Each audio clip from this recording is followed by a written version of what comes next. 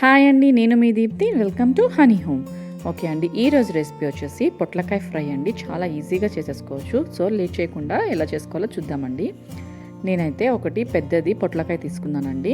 So దాన్ని మనము కల్లుప్పు ఉంటుంది కదండి, కల్లుప్పు తీసుకొని ఈ విధంగా దానిపైన రబ్ చేస్తూ ఉండాలండి. ఈ విధంగా రబ్ చేయటం వల్ల దానిపైన ఉన్న తెల్లగా ఉంటుంది కదండి లేయర్, సో ఆ లేయర్ అంతా రబ్ అయిపోవాలన్నమాట. అది పోవటం వల్ల మనకి పొట్లకాయ అనేది స్మెల్ రాకుండా ఉంటుంది. సో అలా చేసుకున్న తర్వాత వాష్ చేసుకున్న తర్వాత కట్ చేసి దీని లోపల ఉన్న ఇత్తనాలను తీసేసి పక్కన పెట్టేయాలి.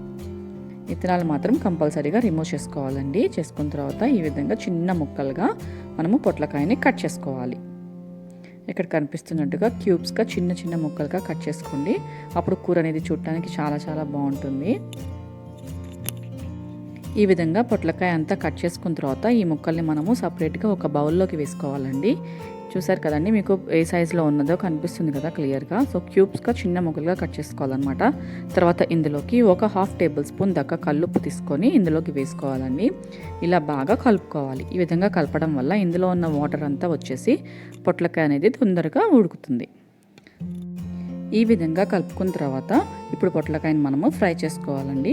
సో మొదటగా కడాయి పెట్టుకొని కడాయిలో 3 నుంచి 4 టేబుల్ స్పూన్స్ దాకా ఆయిల్ వేసుకోవాలండి. ఇది ఫ్రై ఐటమ్ కాబట్టి కొద్దిగా ఆయిల్ అనేది కొద్దిగా ఎక్కువ పడుతుందండి. నేనైతే 3 టేబుల్ స్పూన్స్ దాకా ఆయిల్ వేస్తున్నాను అనమాట. ఆయిల్ వేసుకున్న తర్వాత ఆయిల్ హీట్ అయ్యేదాకా ఆగాలండి. ఆయిల్ అనేది వేడైన తర్వాత ఇందులోకి ఎండుమిర్చీలు వేసుకోవాలన్నమాట. ఎండుమిర్చీలు మీ రుచికి తగ్గట్టు వేసుకోండి. ఇంక ఇందులో మనమైతే కారం వేసుకోమండి.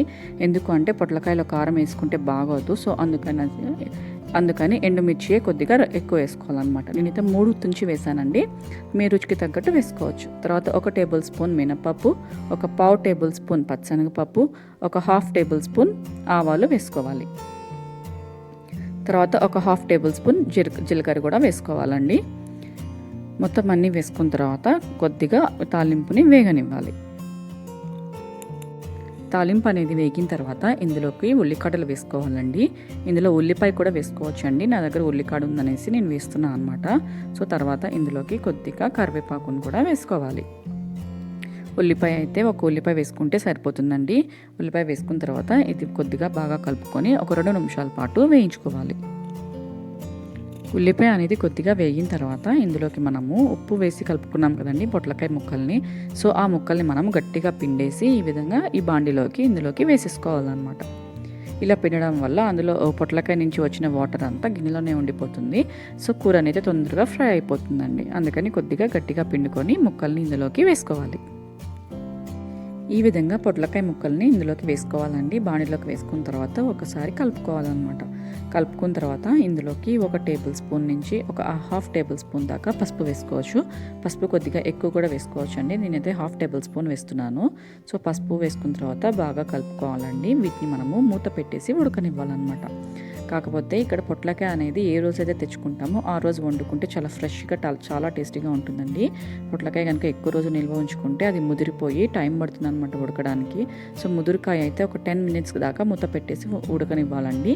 లేతకాయ అయితే ఒక 5 నిమిషాల్లో పొట్లకాయ అనేది ఉడికిపోతుంది అనమాట. సో మూత పెట్టిన తర్వాత మధ్యలో కూడా పొట్లకాయని మనము కలుపుతూ ఉండాలన్నమాట. అవసరమైనప్పుడల్లా కలుపుతూ ఉండాలి. ఈ విధంగా కలిపిన తర్వాత పొట్లకాయ 10 నిమిషాల తర్వాత ఉడికిపోయింది. చూసారు కదండి ఎంత చక్కగా ఉడికిపోయిందో. ఎక్కువసేపు అయితే ఫ్రై అవ్వాల్సిన అవసరం లేదు. తర్వాత ఇందులోకి కొద్దిగా కొత్తిమీర వేసుకొని ఒకసారి కలుపుకొని 2 నిమిషాలు ఉంచేసి సర్వింగ్ బౌల్లోకి షిఫ్ట్ చేసుకుంటే సరిపోతుంది. పొట్లకాయని మనం ఒకసారి రుచి చూసి ఉప్పు సరిపోకపోతే ఉప్పు వేసుకొని ఒక 2 నిమిషాలు ఉంచేసి సర్వింగ్ బౌల్లోకి షిఫ్ట్ చేసుకుంటే సరిపోతుందండి. ఈ పొట్లకాయ ఫ్రైని మనము అన్నంలో తినేటప్పుడు నిమ్మకాయతో సర్వ్ చేసుకొని తింటే ఇంకా బాగుంటుందండి. అంత టేస్టీగా ఉంటుందన్నమాట.